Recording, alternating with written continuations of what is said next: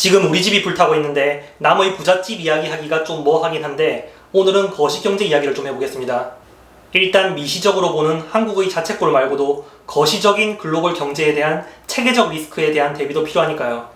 다음 글로벌 경제 위기는 어떤 모습일까요? 스태그플레이션이냐, 스크루플레이션이냐 여러가지 작은 물줄기들이 있습니다만 일단 큰 물줄기는 인플레이션이냐, 디플레이션이냐죠. 인플레이션과 디플레이션의 정의는 간단합니다.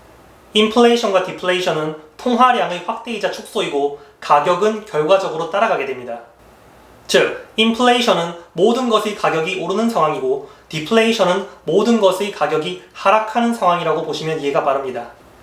인플레이션이면 화폐 위기일 것이고 디플레이션이면 부채 위기, 자산시장 위기라고 보시면 됩니다. 물론 적절한 인플레이션은 현재 시스템을 굴러가게 하는데 긍정적인 역할을 하지만 여기서 논하는 것은 위기 상황의 극단적인 인플레이션과 디플레이션입니다. 또한 디플레이션도 나쁜 것만은 아닙니다. 엄청난 양의 부채와 금융자산이 청산되고 모든 것의 가격이 하락하고 다시 재설계되기 때문입니다.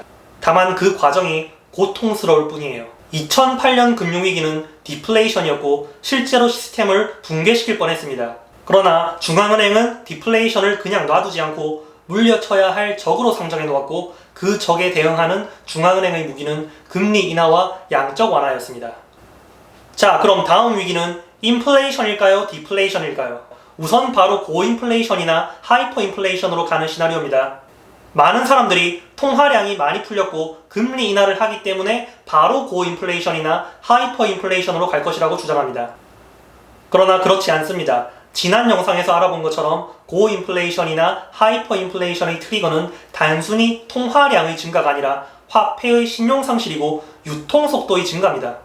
중요한 내용이니 못 보신 분은 꼭 보시기 바랍니다. 그럼 제가 가장 가능성이 높다고 생각하는 시나리오는 무엇이냐? 바로 마이크 멜로니의 시나리오입니다. 일단은 지금 마이크의 말대로 진행되고 있어요.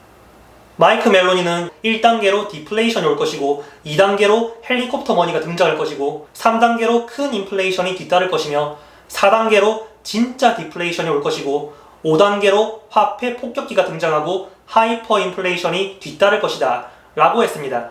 그런데 어땠습니까? 1단계로 2008년 금융위기로 디플레이션이 왔죠.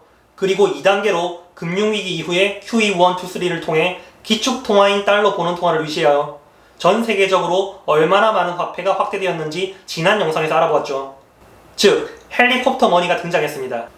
그리고 3단계로 위기 이전 수준을 넘어서 다우지수와 부동산 및 자산시장이 얼마나 펌핑되었는지는 아실 겁니다. 즉, 마이크의 시나리오대로라면 이제 4단계인 진짜 디플레이션이 올 차례입니다. 그리고 마이크 멜로니는 디플레이션이 먼저 오는 몇 가지 이유에 대해서 2008년 위기 이후의 과도한 리액션으로 인해 생긴 버블과 모든 버블은 결과적으로 터진다는 것과 인구 통계, 그리고 사이클적인 측면에 대해서 설명하지만 가장 저에게 와닿는 설명은 바로 다음의 설명입니다. 대부분의 대중들은 적던 많던 간에 부채가 있습니다. 예를 들어서 주택융자가 아무리 크더라도 고인플레이션 또는 하이퍼인플레이션이 오면 부채의 가치가 희석되어 이전보다 훨씬 적은 노동으로 부채를 상환할 수 있게 됩니다. 하이퍼가 온다면 단 몇 시간의 노동으로도 부채를 상환할 수 있게 됩니다. 즉, 은행이 여러분의 부채를 탕감해 주는 것과 마찬가지의 상황입니다. 하지만 그 많은 대중들에게 은행이 공짜로 부채를 탕감해 줄 것이라고 생각할 수는 없습니다. 무슨 얘기냐? 쉽게 설명해서 1억의 대출이 있는 사람이 있는데 하이퍼가 와서 최저시급이 1억이 되었다. 그러면 1시간의 노동으로 1억의 대출을 갚을 수 있게 된다는 얘기입니다. 길게 설명했습니다만 저는 사실 인플레이션인지 디플레이션인지 크게 신경은 안 쓰고 있습니다. 왜냐하면 하이퍼건 디플레이션이건 스태그건 스크류건 무엇이건 간에 어떤 경우에서라도 효과적인 자산을 찾았기 때문입니다. 예상하셨겠지만 금과 은이에요. 우선 금의 경우에는 하이퍼나 고인플레이션 상황에서 최고로 직접적인 수혜자입니다. 금은 화폐 가치 하락을 방어할 뿐만 아니라 가치가 커집니다. 바이마르 공화국의 하이퍼인플레이션이 훌륭한 예시가 됩니다. 바이마르 공화국은 1919년 1월부터 1923년 11월까지 매 28시간마다 물가가 2배가 되었다고 합니다. 그렇다면 금값은 이 기간 동안 어떤 일을 하였는가? 1온스의 금은 1919년의 1월에 170마르크에 거래되었으나 1923년 11월 1온스의 금은 87조 마르크에 거래되었습니다. 하이퍼 인플레이션 기간 동안 금값은 인플레이션율보다 1.8배 빠르게 상승했습니다. 다른 말로 말하자면 금 보유자는 바이마르 공화국의 하이퍼 인플레이션 기간 동안 생존했음은 물론이거니와 구매력 또한 증가했습니다. 대부분의 사람들의 저축이 완전히 쓸려나간 것에 비교해보세요. 가장 화폐를 많이 가지고 있던 시민도 하루아침에 가난의 늪에 빠졌습니다. 그리고 역사적으로 디플레이션 상황에서는 어떠했을까요? 많은 금과 은 보유자들은 디플레이션이 금에 좋지 않은 것이라고 믿습니다. 그러나 그렇지 않습니다. 미국 역사상 가장 큰 디플레이션 기간이 언제인지 아십니까? 대공황 때죠. 미국은 1930년 대공황 때 금본위제였으며 금값은 온스당 20.67달러로 고정되어 있었지만 1933년 4월에 루즈벨트가 금을 국유화한 이후 9개월 만에 금값은 온스당 35달러로 인상되었습니다. 다시 말해서 미국 정부는 미국 역사상 최악의 경기 침체 기간, 즉 디플레이션 기간 중에 금값을 69% 인상했습니다. 미국은 금값을 올리는 것으로서 최악의 디플레이션에 대응했습니다. 그리고 10년 전의 금융위기는 현대에서 가장 무서운 디플레이션 시기였죠. 2008년 10월 주식시장에 최악의 상황이 발생했습니다. 투자자들은 유동성을 필요로 했기 때문에 일시적으로 금이 하락했으며 안전자산이 아닌 것처럼 보였습니다.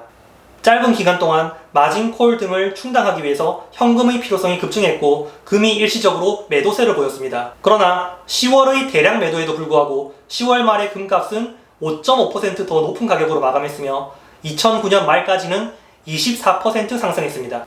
당시는 주식시장이 허둥지둥되면서 위기가 계속되었고 실업이 급증하는 때였으며 다른 모든 자산들이 무너지고 있을 때였습니다.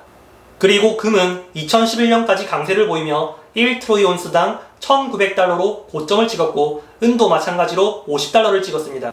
금과 은은 일시적으로 휘발성의 가격 변동을 보였지만 무서운 디플레이션 기간에 오히려 상승했습니다.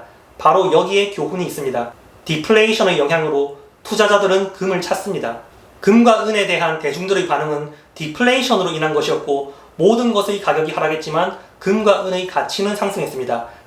다시 말해서 디플레이션 사건으로 인한 악영향은 사람들로 하여금 금과 은을 찾게 하는 촉매제 역할을 할 수 있습니다.